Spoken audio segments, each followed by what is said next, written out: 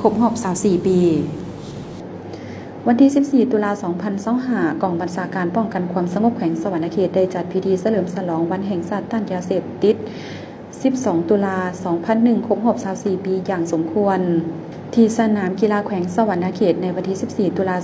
2025 ในพิธีครั้งนี้ได้รับการเข้าร่วมจากภาคส่วนต่างๆทั้งพนักงานเจ้าหน้าที่และประชาชน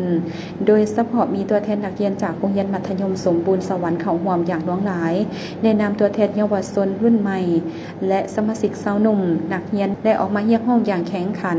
ให้ทุกคนในสังคมโดยเฉพาะกลุ่มวัยหนุ่มหันมาตื่นตัวและห่างไกลจากยาเสพติดทุกประเภท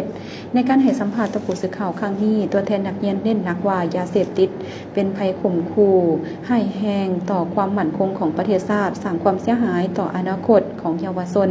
และทำลายอนาคตของชาติการต้านยาเสพติดบ่เพียงแต่เป็นหน้าที่ของเจ้าหน้าที่ที่เกี่ยวข้องเท่านั้นแต่ยังเป็นความรับผิดชอบของทุกคนในสังคมในพิธีครั้งนี้ก็ได้มีกิจกรรมต่างๆเพื่อส่งเสริมการปลูกจิตสำนึกให้แก่ประชาชนโดยเฉพาะวัยหนุ่มให้รู้จักอันตรายของยาเสพติดและร่วมกันป้องกันรุ่นหลังให้ห่างไกลจากสิ่งเสพติดเพื่อสร้างสังคมที่สะอาดและเป็นกำลังสำคัญในการพัฒนาประเทศชาติก้าวไปสู่ความเจริญรุ่งเรืองต่อไปสบายดีขน่อยสื่อข่าวอภิศักดิ์มาแต่โรงเรียนมศ.สวัสดิ์คำถามแม่นยาเสพติดแม่นอย่างยาเสพติดแม่นสารกระตุ้นจะส่งผลเสียผลแหงต่อห่างกายของผู้เสพเกิดให้ต่อตัวเองไม่ก่อนว่าประเทศไทยตัวเองบ่สามารถศึกษาคำเพียนต่อไปได้มันส่งผลกระทบยังบอกต่อตนเองบอกจะเป็นสมองหรือการกินอยู่การดำรงชีวิตต่างๆมันแม่แน่นอนมันส่งผลกระทบต่อสมองและห่างกายของเราเฮ็ดให้อ่อนเพลียลงเฮ็ดให้บ่มีแห้งหลายคือแต่ก่อนและคิดว่าการใช้สารเสพติดนี้มันสิส่งผลกระทบได้ต่อคนหอบขังทางนั้นจิตใจอารมณ์รู้สึกอารมณ์ผันผวนอยากให้ตลอดเวลาถ้าบ่ได้สูบมัน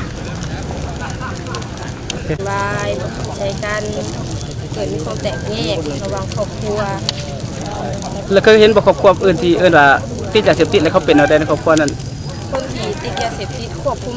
ตัวเองบ่ได้อยากวุ่นวายตลอดก็บ่ได้ดื่มบ่ได้กินกันเกิดอาการร้อน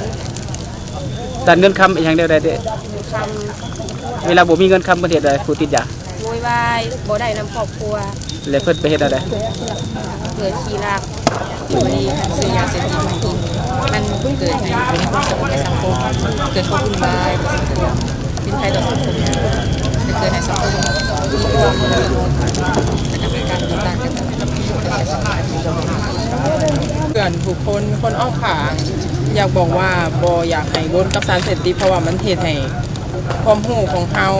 สืบต่อกันเฮียบ่ได้แล้วก็เฮ็ดให้คนอ้อมขางเดือดร้อนนำ